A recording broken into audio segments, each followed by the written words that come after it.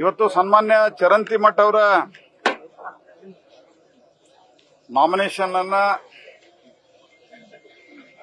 ನಮ್ಮೆಲ್ಲ ಪ್ರಮುಖರೊಂದಿಗೆ ನಮ್ಮ ರಾಜ್ಯಾಧ್ಯಕ್ಷರು, ಆನಂತರ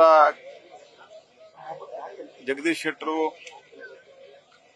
ಗದ್ದಿಗೌಡರು, ಕಾರಜೋಳ ಅವರು, ನಿರಾಣಿ ಅವರು, ಈ ರೀತಿ ಅನೇಕ ಪ್ರಮುಖರು ಸೇರಿದಂತೆ ಮಾಡಿದ್ದಾರೆ. ಇವತ್ತು ಇಲ್ಲಿನ MLC ಅವರಾದಂತಹ PH ಪೂಜಾರ್ ಅವರು, ಹನುಮಂತ್ ನಿರಾಣಿ ಅವರು, ಈ ರೀತಿ ಇಲ್ಲಿ ಜಿಲ್ಲೆಯ ಎಲ್ಲಾ ಪ್ರಮುಖರು ಮತ್ತು ಹೊರಗಿನಿಂದನೂ ಬೇರೆ ಬೇರೆ ನಮ್ಮ ರಾಜ್ಯದ ಪ್ರಮುಖರು ಬಂದು ನಾವು ನಾಮಪತ್ರವನ್ನು ಸಲ್ಲಿಸಿದ್ದೇವೆ. ಕಾಂಗ್ರೆಸ್ ಪಾರ್ಟಿಯ ದುರಾಡಳಿತ, ಸಿದ್ದರಾಮಯ್ಯನವರ ಸರ್ಕಾರದ ದುರಾಡಳಿತ ಮತ್ತು ಅವ್ರದ್ದೇನು ವಂಶವಾಹಿನಿಯನ್ನೇ ಬೆಳೆಸ್ತಾ ಇದ್ದಾರೆ.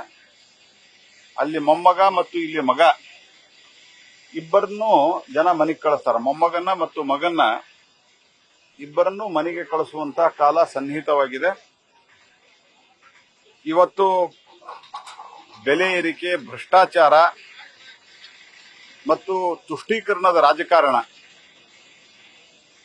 ವಿಶೇಷವಾಗಿ ಎಲ್ಲೆಲ್ಲಿ ಶಿವಾಜಿ ಮೆರವಣಿಗೆ ನಡೀತದೆ, ಎಲ್ಲೆಲ್ಲಿ ಗಣಪತಿ ಮೆರವಣಿಗೆ ನಡೀತದೆ, ಅಲ್ಲಿ ತುಷ್ಟೀಕರಣದ ಒಂದು ಪರಿಣಾಮವಾಗಿ, ಆ ತುಷ್ಟೀಕರಣದ ನೀತಿಯಿಂದಾಗಿ, ಕಾಂಗ್ರೆಸ್ ಪಾರ್ಟಿಯ ತುಷ್ಟೀಕರಣದ ನೀತಿಯಿಂದಾಗಿ ಮತಾಂಧ ಶಕ್ತಿಗಳು ತಲೆ ಎತ್ತಿ ಇದ್ದ ಸಾಮರಸ್ಯವನ್ನು ಹಾಳು ಮಾಡುವಂತಹ ಕೆಲಸವನ್ನು ಮಾಡ್ತಾ ಇದ್ದಾರೆ. ಇದರ ಜೊತೆಗೆ ಸುಮಾರು 50 ಬೇರೆ ಬೇರೆ ವಿಭಾಗದಲ್ಲಿ ಬೆಲೆಗಳನ್ನು ಏರಿಸಿದ್ದಾರೆ. ಮರಣ ಮತ್ತು ಜನನ ಪತ್ರದ ಸರ್ಟಿಫಿಕೇಟ್ ಸೇರಿ ಎಲ್ಲ ದರಗಳು ಇವತ್ತು ಏರಿಕೆಯಾಗಿದ್ದಾವೆ. ಹಾಗಾಗಿ ಜನ ಬೇಸತ್ತಿದ್ದಾರೆ. ಇದರ ಜೊತೆಗೆ ಭ್ರಷ್ಟಾಚಾರ, ವಾಲ್ಮೀಕಿ ನಿಗಮದಿಂದ ಹಿಡ್ಕೊಂಡು ಇಲ್ಲಿವರೆಗೆ ಸತತವಾಗಿ ಭ್ರಷ್ಟಾಚಾರದಲ್ಲಿ ತೊಡಕೊಂಡಿರುವಂತಹ ಕಾಂಗ್ರೆಸ್ ಪಾರ್ಟಿಗೆ ಬೆಲೆ ಏರಿಕೆ, 3 ಸರ್ತಿ ಡೀಸೆಲ್ ಪೆಟ್ರೋಲ್ ಬೆಲೆ ಏರಿಸಿದ್ದಾರೆ. ಈ ಎಲ್ಲ ನೀವು ಬೇರೆ ಬೇರೆ ರೋಡ್ ಟ್ಯಾಕ್ಸ್ ಎಲ್ಲಾ ಸಂಗತಿಗಳನ್ನ ಏರಿಸಿದ್ದಾರೆ. ಮತ್ತು ಈ ಬಾಗಲಕೋಟೆ ಜಿಲ್ಲೆ ಹೆಂಗಿದೆ ಅಂತಂದ್ರ, ಇತಿಹಾಸವನ್ನು ನೀವು ಗಮನಿಸಿದರೆ ಹುನಗುಂದ್ ವಿಧಾನಸಭಾ ಕ್ಷೇತ್ರದ್ದೇನು ಬೈ ಎಲೆಕ್ಷನ್ ಆಗಿತ್ತು, ಆವಾಗ ನಾವು ಫಸ್ಟ್ ಟೈಮ್ ಅವತ್ತು ಪ್ರಗತಿಪರ ಜನತಾದಳ ಅಂತ ಒಂದು ಜನತಾದಳ ಇತ್ತು. ಆ ಜನತಾದಳ ಕಾಂಗ್ರೆಸ್ ಮಧ್ಯೆ ಫೈಟ್ ಅಂತ ಹೇಳ್ತಾ ಇದ್ದಂತಹ ಸಂದರ್ಭದಲ್ಲಿ ನಾವು ಕ್ಲೋಸ್ ಸೆಕೆಂಡ್ ಬಂದಾಗಿನಿಂದ ಇಡೀ ಈ ಭಾಗದಲ್ಲಿ ಒಂದು ಬಹಳ ದೊಡ್ಡ ಸ್ಪೀಡ್, ವೇಗ ಭಾರತೀಯ ಜನತಾ ಪಾರ್ಟಿಗೆ ಸಿಕ್ಕಿದೆ. ಈ ಚುನಾವಣೆಯಿಂದ ಸಹಿತ ಇದೊಂದು ದೊಡ್ಡ ತಿರುವನ್ನ ನಮ್ಮ ರಾಜ್ಯದ ರಾಜಕಾರಣಕ್ಕೆ ಕೊಡಲಿದೆ. ಅದಕ್ಕೆ ನಮ್ಮ ಪಕ್ಷದ ಇಲ್ಲಿನ ಎಲ್ಲ ಮುಖಂಡರು, ವಿಶೇಷವಾಗಿ ಜಿಲ್ಲೆಯ ಮುಖಂಡರು ಒಟ್ಟಾಗಿ ಕೆಲಸ ಮಾಡುವ ದೃಷ್ಟಿಯಿಂದನೂ ಮತ್ತು ಅದರ ಜೊತೆಗೆ ಸ್ಟ್ರಾಟಜಿಕ್ ಆಗಿ ಕೆಲಸ ಮಾಡುವ ದೃಷ್ಟಿಯಿಂದನೂ ನಾವು ಕಮಿಟಿಯನ್ನು ಮಾಡಿದ್ದೇವೆ. ಸನ್ಮಾನ್ಯ ರಾಜ್ಯ ಅಧ್ಯಕ್ಷರ ಒಂದು ಉಪಸ್ಥಿತಿಯಲ್ಲಿ ಮತ್ತು ಎಲ್ಲ ಪ್ರಮುಖರು ಇಲ್ಲಿ ಸಮಯವನ್ನು ಕೊಟ್ಟು ಕೆಲಸವನ್ನ ಮಾಡ್ತಾರೆ. ಚುನಾವಣೆ ಸಂಬಂಧಪಟ್ಟಂಗ ಈ ಅನುಕಂಪ ಮತ್ತು ಸರ್ಕಾರ ಇದ್ದಾಗ ಅವ್ರ ಪರವಾಗಿರ್ತಾವ ಹೆಚ್ಚಾಗಿ ಮಾತು ಕೇಳಬಾರ್ದು. ಅಲ್ಲಲ್ಲ, ಅನುಕಂಪ ಯಾವಾಗಿರ್ತದೆ ಅಂದ್ರೆ ಸರ್ಕಾರ ಏನಾದ್ರೂ ಸ್ವಲ್ಪ ಆದ್ರೂ ಒಳ್ಳೆ ಕೆಲಸ ಮಾಡ್ತಾ ಇದ್ರ. ಆದ್ರೆ ಇವತ್ತು ಆ ರೀತಿ ಯಾವುದೇ ಇಲ್ಲ. ಯಾವ ಕಾರಣಕ್ಕಾಗಿ ಈ ಪಾರ್ಟಿನೂ ಬಹಳ ಒಂದು ಪ್ರಮುಖವಾದಂತಹ ಪಾತ್ರವನ್ನು ವಹಿಸ್ತದೆ. ಹಿಂದನೂ ಸಹಿತ ಅನೇಕ ಸರ್ತೆ ಬೈ ಎಲೆಕ್ಷನ್ದಲ್ಲಿ ಸರ್ಕಾರದ ಒಟ್ಟಾರೆ ನೆಗೆಟಿವ್ ಅಪ್ರೋಚ್ನಿಂದಾಗಿ, ಸರ್ಕಾರದ ಭ್ರಷ್ಟಾಚಾರದಿಂದಾಗಿ, ಸರ್ಕಾರದ ಆಂಟಿ ಇನ್ಕಮ್ನಿಂದಾಗಿ ಅನೇಕ ಸರ್ತೆ ನಾವು ಗೆದ್ದಿದ್ದೆ. ಇಲ್ಲಿ ನಿಂತಾರ ನೋಡ್ರಿ, ಇಲ್ಲಿ ಪೂಜಾರಿ ಸರ್ ನಮ್ ಜೋಡಿನೇ ಇದ್ದಾರೆ ಮತ್ತು ಅವರು ನಾಮಿನೇಷನ್ಗೆ ನಮ್ ಜೊತೆಗೆ ಬಂದಿದ್ರು. ನಾವೆಲ್ಲರನ್ನೂ ಕೂಡಿಸಿ ಮಾತುಕತೆ ಮಾಡಿ ಯಾವುದೇ ಸಣ್ಣ ಆಸ್ ಇಟ್ ಈಸ್ ಅಂತ ಬಹಳ ದೊಡ್ಡದಾದಂತಹ ಸಂಗತಿ ಏನಿರದೇ ಇದ್ರು ಸಹಿತ ಒಟ್ಟಿಗೆ ಕೂತು ಮಾತನಾಡಿ ಎಲ್ಲವನ್ನು ಸರಿ ಮಾಡಿದ್ದೇವೆ. ಇದರ ಜೊತೆಗೆ ಇವತ್ತು ಈ ಸಂದರ್ಭದಲ್ಲಿ ನಾನು ಇನ್ನೊಂದು ಸಂಗತಿಯನ್ನ ಹೇಳಲಿಕ್ಕೆ ಬಯಸ್ತೇನೆ.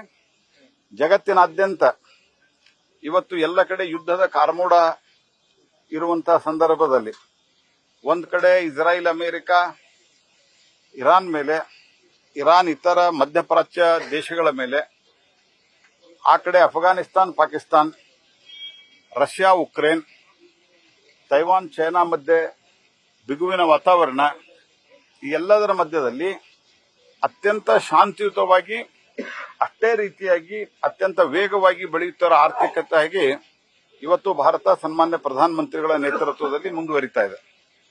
ಈ ಎಲ್ಲ ಸಂದರ್ಭದಲ್ಲಿ ನಾನು ಒಂದು ಹೇಳಲಿಕ್ಕೆ ಬಯಸುವುದು, ಕೆಲವರು ವಿಶೇಷವಾಗಿ ಈ ಬೈ ಇಲೆಕ್ಷನ್ ಸಂದರ್ಭದಲ್ಲಿಯೂ ಸಹಿತ ಮತ್ತು ಪಂಚರಾಜ್ಯಗಳ ಚುನಾವಣೆ ಸಂದರ್ಭದಲ್ಲಿಯೂ ಗಮನದಲ್ಲಿಟ್ಟುಕೊಂಡು ಸುಳ್ಳು ಸುದ್ದಿಗಳನ್ನ ಹರಡಿಸುವಂತ ಕೆಲಸವನ್ನ ಮಾಡ್ತಾ ಇದ್ದಾರೆ.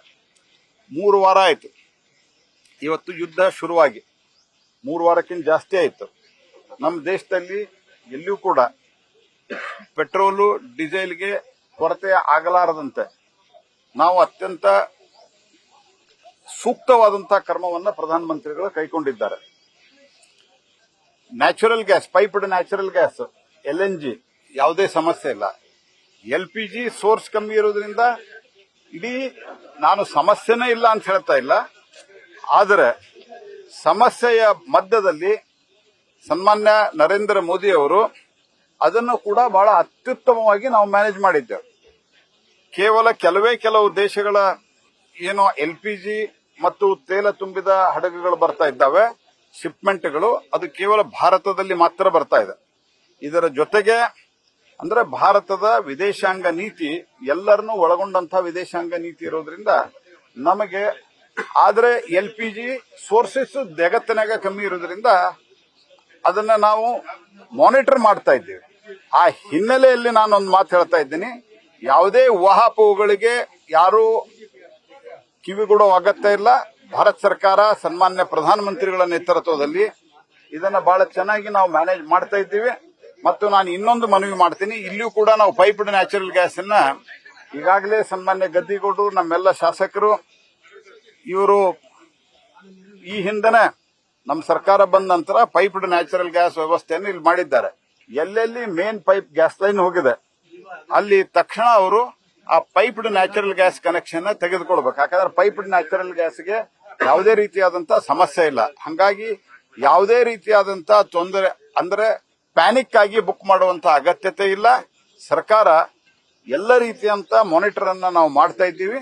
LPG ಬಗ್ಗೆ ಜಗತ್ತಿನ ಸೋರ್ಸ್ ಕಮ್ಮಿ ಇರೋದ್ರಿಂದ ಸಮಸ್ಯೆ ಇಲ್ಲ ಅಂತ ನಾ ಹೇಳ್ತಾ ಇಲ್ಲ, ಅದರ ಸಮಸ್ಯೆಯನ್ನ ನಾವು ಮ್ಯಾನೇಜ್ ಮಾಡ್ತಾ ಇದ್ದೀವಿ. ಮುಖ್ಯಮಂತ್ರಿಗಳು ಪತ್ರ ಬರೋದು ಪೊಲಿಟಿಕ್ಸ್ ಮಾಡ್ಲಿಕ್ಕೆ ಪ್ರಯತ್ನ ಮಾಡ್ತಾ ಇದ್ದಾರೆ. ಈಗ 3 ವಾರ ಅವ್ರೇನು ರಾಹುಲ್ ಗಾಂಧಿ ಅವರೇನು ಹೇಳಿದ್ರು, ಪೆಟ್ರೋಲ್ ಡೀಸೆಲ್ ಖಾಲಿ ಆಗ್ತದೆ ಅಂತ ತಿಳ್ಕೊಂಡು ಯುದ್ಧ ಶುರುವಾದ 2 ದಿವಸಕ್ಕೆ ಹೇಳಿದ್ರು. ಇವತ್ತು ನಿಮಗೆಲ್ಲಾದ್ರೂ ಪತ್ರಕರ್ತರಿದ್ರೆ ಎಲ್ಲಾದ್ರೂ ಪೆಟ್ರೋಲ್ ಡೀಸೆಲ್ ತೊಂದರೆ ಆಗಿದೆ ನಿಮಗೆ? ಬೇರೆ ಅಕ್ಕಪಕ್ಕದ ದೇಶದಲ್ಲಿ ಸಿಕ್ಕಾಪಟ್ಟೆ ತೊಂದರೆ ಆಗಿದೆ. ಆದರೆ ಭಾರತದಲ್ಲಿ ನಾವು ಇಟ್ ಈಸ್ ವೆಲ್ ಮ್ಯಾನೇಜ್. ಸಮಸ್ಯೆ ಇಲ್ಲ ಅಂತ ನಾನು ಪದೇ ಹೇಳ್ತಾ ಇದ್ದೀನಿ, ಸಮಸ್ಯೆ ಇಲ್ಲ ಅಂತ ನಾವು ಕ್ಲೇಮ್ ಮಾಡ್ತಾ ಇಲ್ಲ. ಬಟ್ ಸಮಸ್ಯೆ ಮಧ್ಯೆ ಸನ್ಮಾನ್ಯ ಮೋದಿ ಅವರ ನೇತೃತ್ವದಲ್ಲಿ ಏನು ಒಂದು ಪರಿಣಾಮಕಾರಿ ಕ್ರಮವನ್ನ ನಾವು ತೆಗೆದುಕೊಳ್ತಾ ಇದ್ದೀವಿ. ಅದರಿಂದ ಯಾರು ಪ್ಯಾನಿಕ್ ಆಗುವ ಅಗತ್ಯ ಇಲ್ಲ.